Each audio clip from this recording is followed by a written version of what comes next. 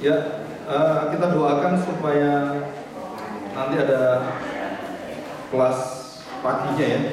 Sebenarnya itu kelas pagi memang nggak ada karena banyak yang datang kelas pagi di rumah banyak. Saudara doakan supaya ada kelas pagi nanti, mungkin kita rundingkan dengan tim yang ada supaya kita bisa juga mengajar gitu ya. Kalau terlalu lama juga kelihatannya akan terlalu nanti banyak lupa gitu ya. Nah, kelas pagi mungkin akan dilanjutkan dengan sentralitas Kristus yang kedua ya. Yang malam tetap ada dan itu pagi, yang Selasa pagi mungkin ada. Cuma saya berpikir nggak tahu ya, kita taat pada kuasa Roh Kudus saja lah. Kalau itu memang terjadi ya saudara akan hubungi aja gitu ya. Dan memang lebih baiknya itu kalau kita seperti retreat, jadi langsung gitu ya, 2 hari langsung dari pagi sampai sore, besok pagi sore, itu biasanya lebih dapatnya lebih utuh. Dan kalau panjang gini, saudara bisa kalau nggak dipelajari itu biasanya lupa, ya banyak lupa, ya begitu. Oke, saya baca Yohanes pasal 16 ayat 13 dan 14. Nah, saudara, sebelum kita lanjutkan ada satu buku yang baru terbit ini ya. Judulnya Salib Kristus, John Stott. Nah, ini sudah meninggal namanya. Ya, ini tahun 86 kalau nggak salah, 1986 buku ini ya. Diterbitkan dan sekarang diterbitkan di Indonesia ya. Dan yang ngasih referensi saya tahu banyak, yang saya tahu ya, juga pengarang buku Profesor Alistair McGrath, terus Michael Horton juga ngasih di sini, Bradley Walsworth juga sama, dan banyak yang lainnya sama-sama ini profesor semuanya. Jadi buku ini buku yang sangat direkomendasi sekali ya. Saya punya bahasa Inggris teman kuno sekali. Ini terjemahin jadi bukunya lebih panjang ini, hampir 500 halaman. Harganya 200.000 ya. 500 halaman 200.000 sebenarnya murah ya. Kalau dihitung fotokopi murah. 500 kali fotokopi berapa? 200 gitu kan. Lebih murah buku karena udah ada covernya, udah bagus gitu. Ya, ini yang pertama. Yang kedua ini saudara kalau ada teman yang tidak bisa bahasa Indonesia, bisa bahasa Mandarin. Nah, saudara, ini ada Alkitab bahasa Mandarin yang didengarkan. Jadi orang sakit di rumah sakit, yang lumpuh gitu ya. Terus ada khotbahnya, ada lagu-lagunya lengkap, lagu-lagu KPPK, lagu-lagu yang di China itu yang diciptakan oleh Xiaomi itu ada di sini.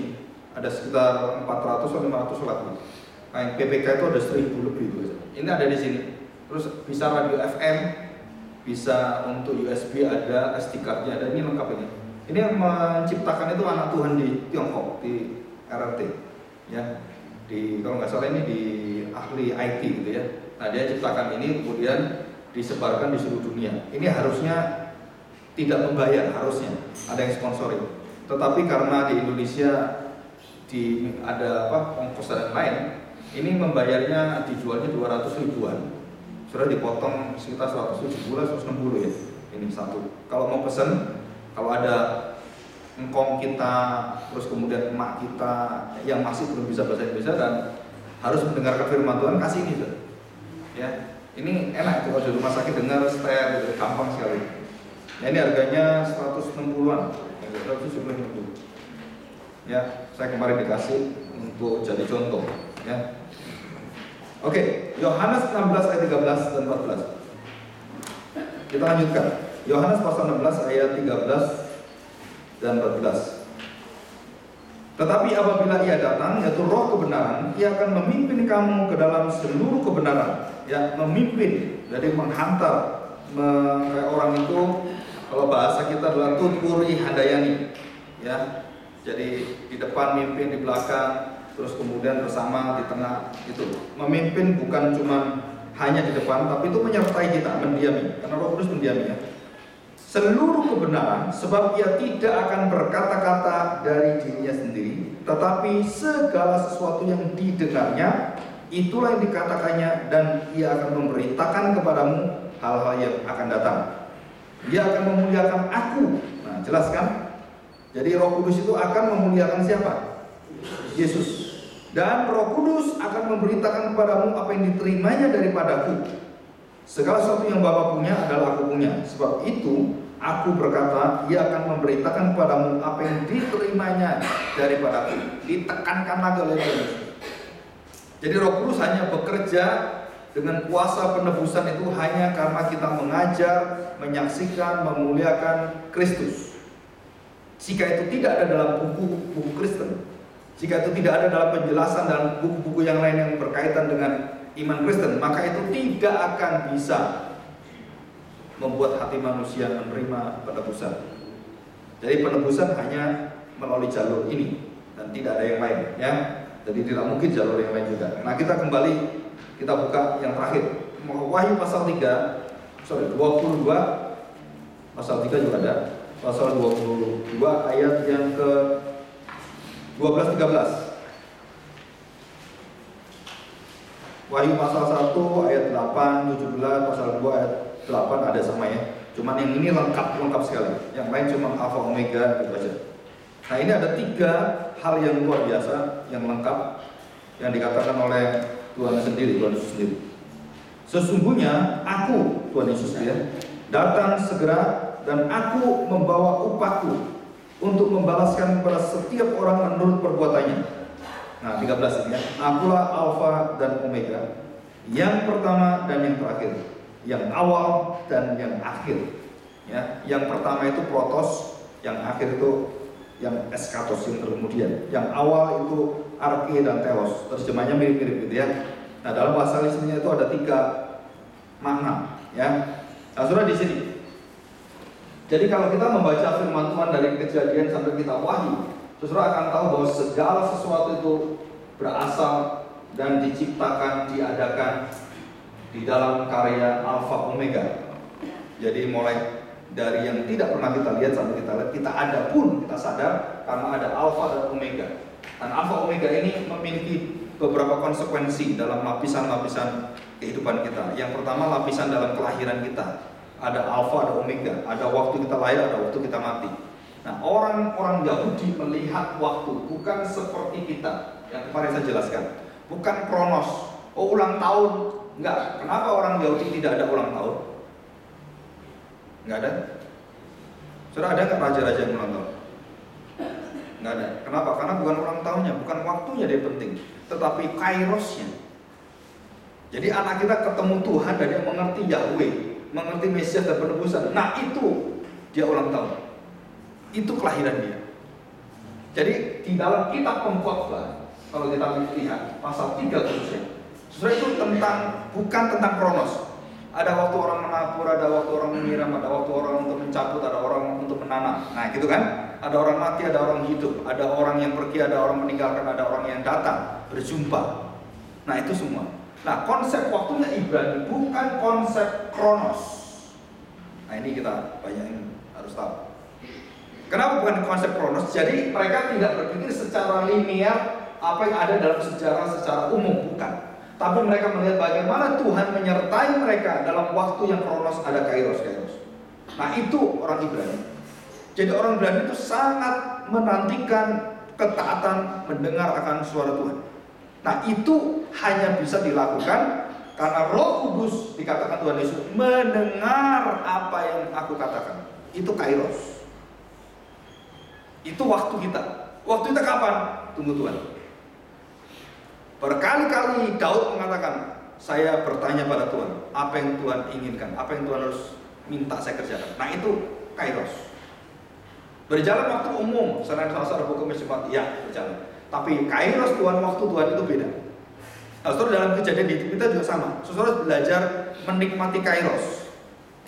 Saya beri contoh. Begitu ada satu waktu kita tidak bisa datang ke satu tempat, terus kita seolah-olah kecewa. Aduh, gak bisa ini kesini. Kenapa Tuhan ada halangan ini? Kairos Tuhan. Saudara harus ingat, waktu-waktu yang susah kita terima, itu waktu-waktu yang paling baik membentuk hati kita. Waktu-waktu kita di dalam kesulitan paling berat, rasul-rasul semua mengalami ini. Waktu mereka meminta doa pada Tuhan karena ada kesulitan luar biasa, ada duri di dalam daging daripada Paulus. Paulus tidak meminta kesembuhan secara kronos, tidak. Tapi dia memohon pada kairosnya Tuhan. Tuhan mengatakan kairosnya apa? Kesembuhan dia. Aku tidak sembuhkan kamu karena kuasaku sempurna dalam kelemahan. Nah, itu kesembuhannya. Itu kesembuhannya. Jadi Paulus merasakan apa? Apa nggak sembuh dia? Iya, penyakitnya ada, tetapi kesembuhan kairosnya sudah datang. Apa? Jaminan dari Tuhan. Nah, kairos inilah yang menjadi kekuatan Yesus melayani. Dan setiap kali Yesus melayani, ditanya mamanya, ayolah kamu bantu nih lu. Aduh malu kita nih, mama taruh mana mukanya. Maksudnya dalam bahasa sehari-hari ya. Karena mamanya bertanggung jawab penuh dalam perkawinan. Tuhan Yesus mengatakan, belum waktu. Nah, dia mengatakan apa? Hai mamaku, ingat kairos Tuhan. Nah, ingat waktu Tuhan, ingat hati Tuhan, ingat pimpinan Tuhan, dengar suara Tuhan. Nah, saudara harus taat itu. Saudara, ini nggak mudah. Kenapa? Begitu Tuhan minta kita, nah kita harus tinggalkan yang semua yang ada sekeliling kita. Maka kenapa banyak hamba-hamba Tuhan itu sangat sulit untuk dideteksi. Saya pernah ikut dengan satu pendeta gitu ya. Oh nggak bisa nih, ini besok kita hari aja. Pak, besok nggak ada orang Pak. Nggak, ada. Begitu diadakan, betul. Orangnya banyak datang. Momennya tepat. Kenapa? Karena kita taat pada Tuhan, bukan lihat kondisi manusia. Betul juga ya.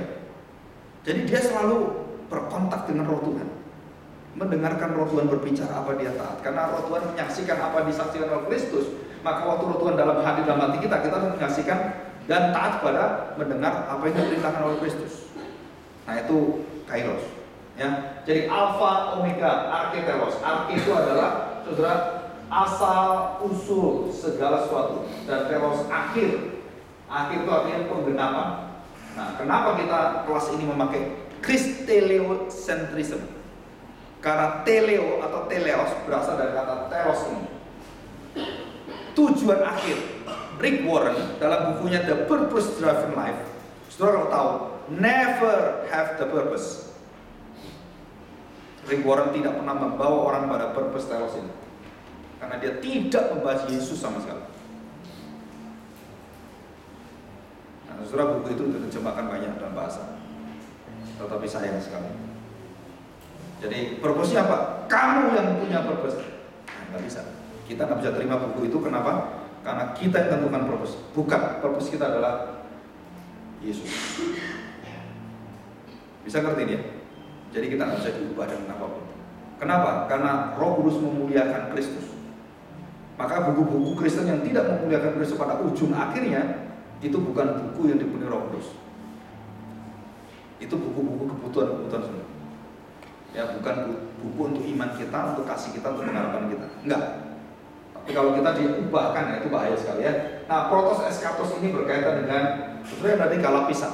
Ya, protos eskatos arketelos yang pernah saya jelaskan di dalam kerajaan Allah. Nah, saudara, alfa omega itu segala sesuatu yang ada dalam hal pengetahuan A sampai B.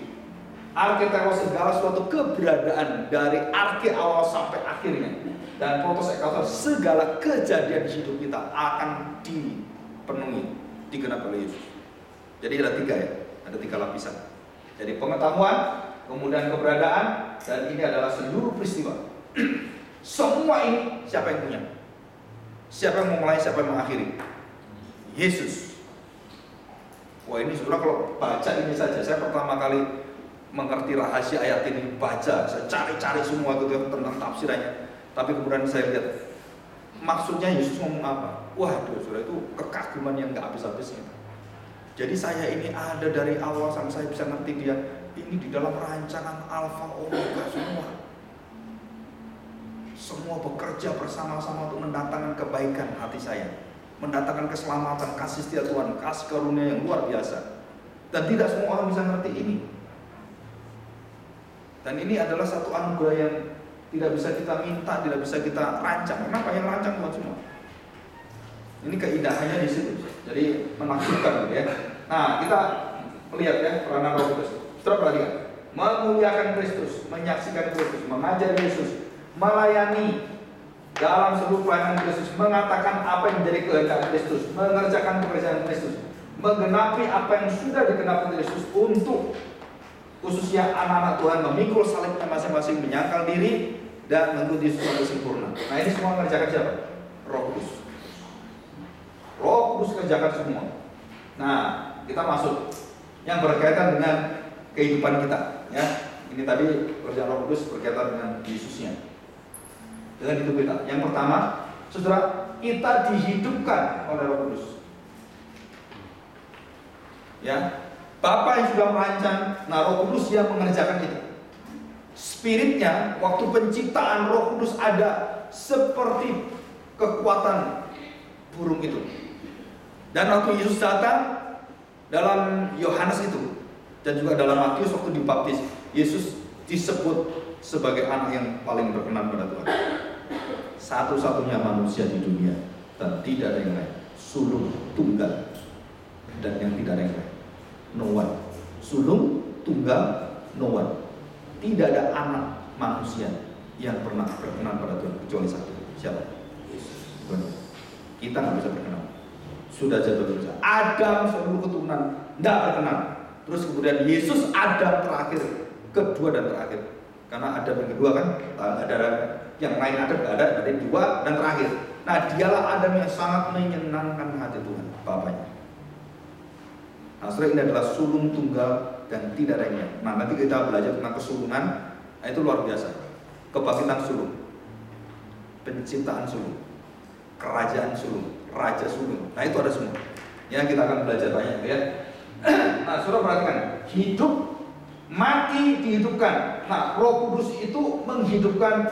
Terus saya tanya, waktu menghidupkan itu manusia, saudara tahu Roh Kudus bertujuan kemana hidupnya manusia itu dibawa? Serupa apa?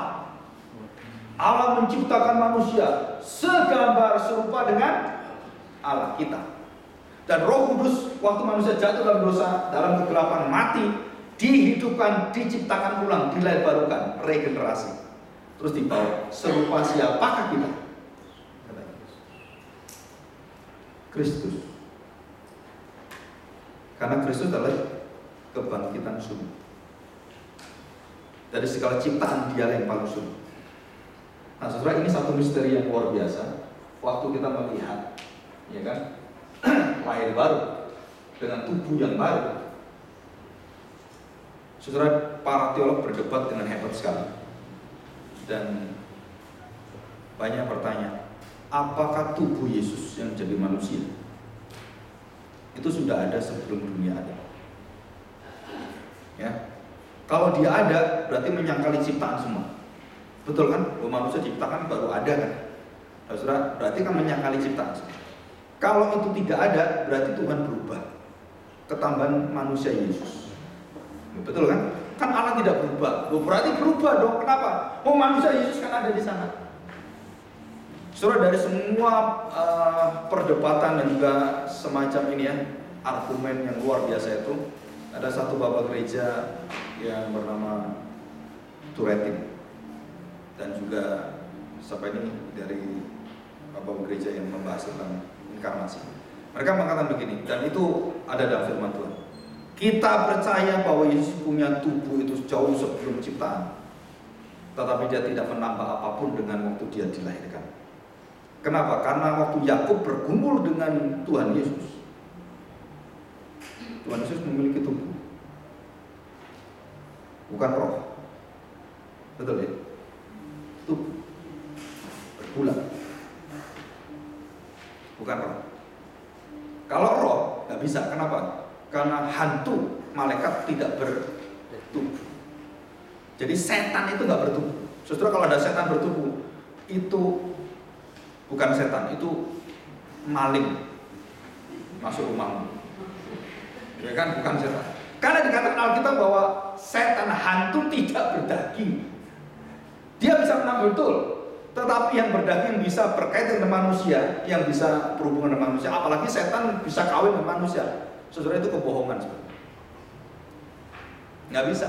Karena nggak bisa, Alkitab jelasin nggak bisa. Jadi yang roh dengan yang daging itu nggak bisa punya anak setengah.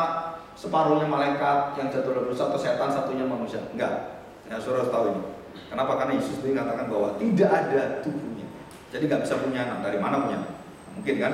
Nah, saudara, waktu kita melihat bahwa Yesus yang di dalam kondisi seperti itu dan memiliki tubuh, maka dikatakan waktu Alfa Omega Arketeos. Dari sini saya tahu.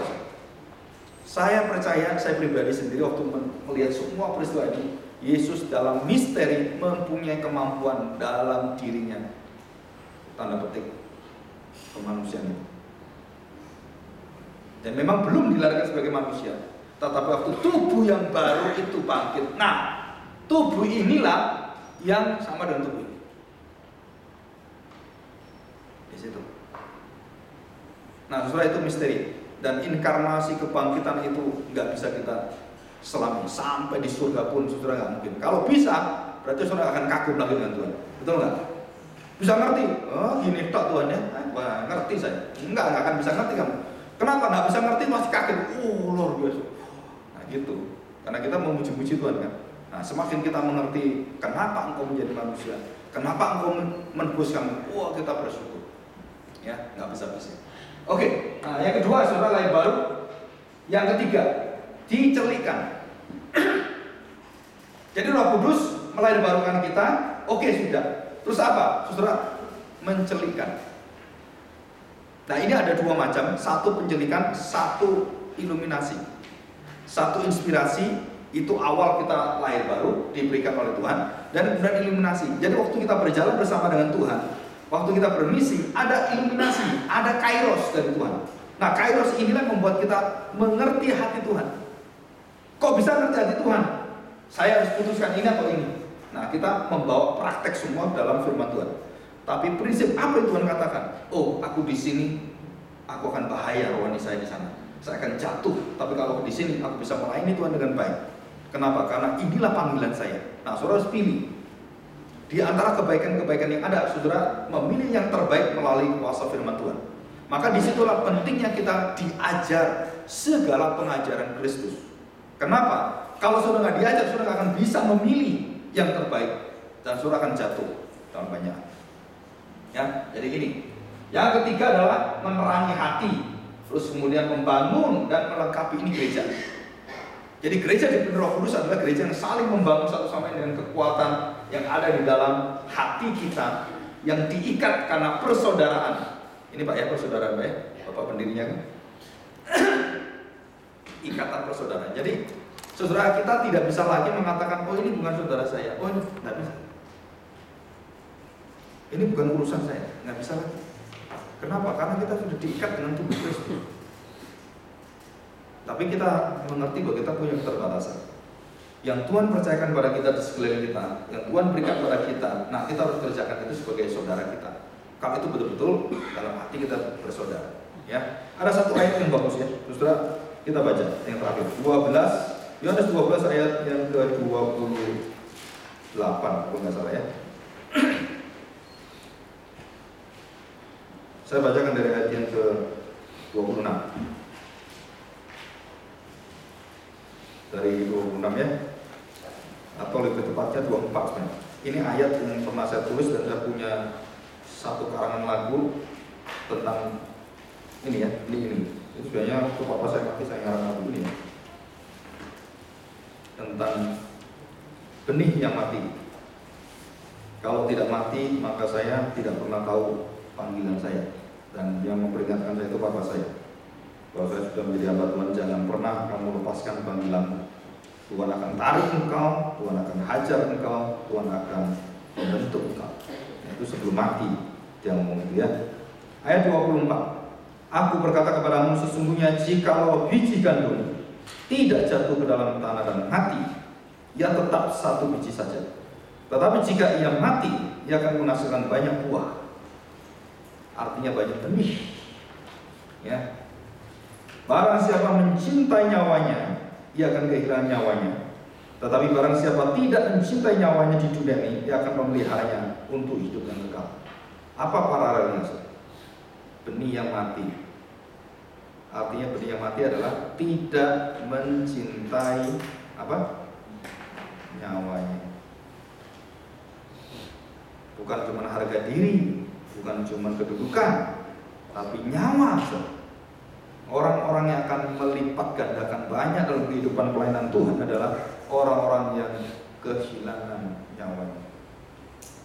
Orang yang ditanam oleh Tuhan di dalam tanah, seperti Kristus, baru dia bisa berbuah. Ya. Barang siapa mencintai nyawanya, kehilangan nyawanya. Tetapi barang siapa tidak mencintai nyawanya di dunia ini, ia akan memelihara sampai hidup kekal. Barang siapa melayani aku, ia harus mengikut aku, dan di mana aku berada, di situ pun pelayanku akan berada. Barang siapa melayani aku, ia akan dihormati Bapa. Sekarang jiwaku terharu. Yesus itu yang berbicara ya. Dan apakah yang katakan, Bapa, selamatkanlah aku dari saat ini? Tidak. Sebab untuk itulah aku datang ke dalam dunia. Ya, ini kan perkataan orang tua salib. Kenapa kamu bisa selamatkan orang lain, menyembuhkan orang lain, tidak bisa sembuhkan selamatkan dirimu sendiri? Tuhan Yesus tidak mau melakukan itu. 29. Ayat yang ke-27. Tidak, sebab untuk itulah aku datang ke dalam dunia. Ke dalam saat ini. Bapa, muliakanlah namamu. Maka terdengarlah suara dari surga. Aku telah memuliakannya dan aku akan memuliakannya lagi. Artinya terus aku akan muliakan dan kemuliaan Bapa dan Anak itu terus sampai membumbung tinggi. Orang banyak berdiri di situ dan mendengarkannya berkata bahwa itu bunyi guntur. Ada pula yang berkata seorang malaikat telah berbicara dengan dia. Jawab Yesus, suara itu telah terdengar bukan oleh karena aku, melainkan oleh karena kamu. Nah, inilah kuncinya. Kenapa Kristus harus diangkat, dimuliakan dan direncanakan Bapa? Oleh karena kamu, bukan karena aku, tapi karena kamu harus ditolong dalam dosamu. Jadi misi Tuhan Yesus itu konsisten sampai akhir, sampai selama-lamanya. Ya. Nah, saudara, ini yang terakhir. Ya. Nah, ini saya ingatkan kembali ya. Melengkapi yang 7 terakhir ya. Nah, saudara, melengkapi. Nah, saudara, seluruh ayat ini dari 1 sampai 6 minggu lalu sempat saya singgung ya. Nah, saudara, di sini adalah, perhatikan, Roh Kudus membangun bait Allah yang baru. Jadi bukan istilah gereja yang seperti kita lakukan. Jadi dengan kekuatan hidup dijadikan semua ini, akhirnya komunitas ini membangun satu komunitas, satu bukan bangunan, bait Allah bangunan bukan, tapi tubuh Kristus yang akan menantikan puncaknya nanti sampai genap orang yang terakhir percaya Tuhan Yesus datang. Nah, kapan itu kita nggak tahu.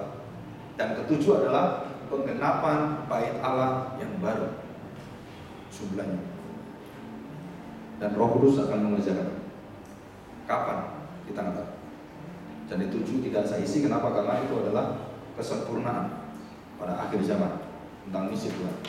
Jadi misi bukan hanya pribadi saya percaya Tuhan Yesus, tapi semua masuk dalam kepercayaan yang terakhir. Bersama-sama orang percaya kita dijadikan bait Allah Tuhan. Ya, dalam hati kita, ruang Maha Kudus sekarang di mana? Bukan di mimbar, bukan di khotbah. Di mana? Hati kita.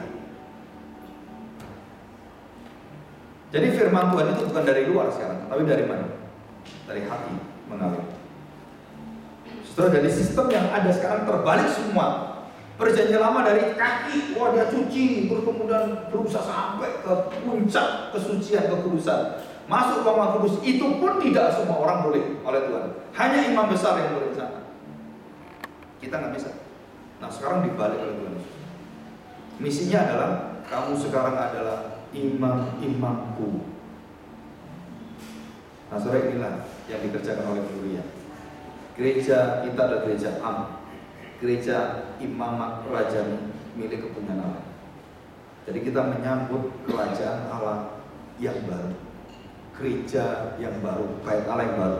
Siapa dan kapan itu? Kita semua menggenapi seluruh rancangan Allah sampai akhirnya sesuai dengan genap janji Tuhan. Maka seluruh bangunan bait Allah itu bersatu, bukan lagi disatukan batu-batu yang di satu tempat, bukan. Seluruh orang Kristen menjadi bangunan bait Allah dan seluruh muka bumi. Dan barulah bumi akan diubahkan. Saudara, bumi tetap ada. Jadi begini. Misi terakhir itu ya. Jadi ini anggaplah bumi. Ini tetap ada. Tidak